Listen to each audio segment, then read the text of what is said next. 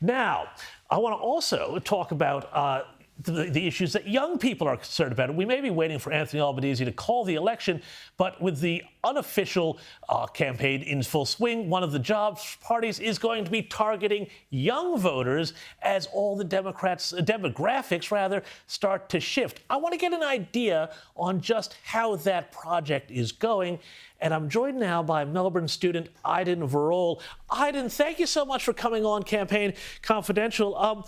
It's interesting to have a younger person on a program like this because we don't necessarily hear from people, in your demographic. Tell us about yourself and what is your involvement or interest in politics? Which way do you tend to support politically? Thanks for having me, James. I'm a law student here in Melbourne. I'm 24 years old. I've studied politics in my undergrad. I've got an interest in politics, reading the news every day. Mm-hmm. In terms of how I'm aligned, I'd say I'm at the moment undecided. Yeah. In this upcoming election. Still need to be convinced. Yeah. Well, that's interesting because that's what we're hearing from an awful lot of people. What though are the big issues for you and your friends at university, people in your demographic? What are the things that they care about? Is it cost of living? Is it climate? Where are people thinking? Where are their heads at?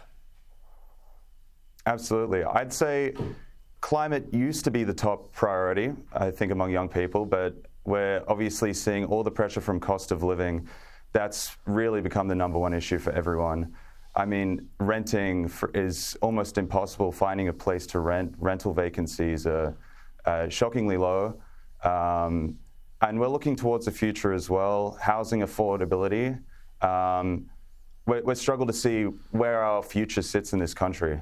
And do you think that either party has a compelling message at all on housing, or do you think that both sides are kind of captured by, I don't know, whether it's a big Australia or just property owners or some other groups and interest groups that maybe are crowding out the younger demographic?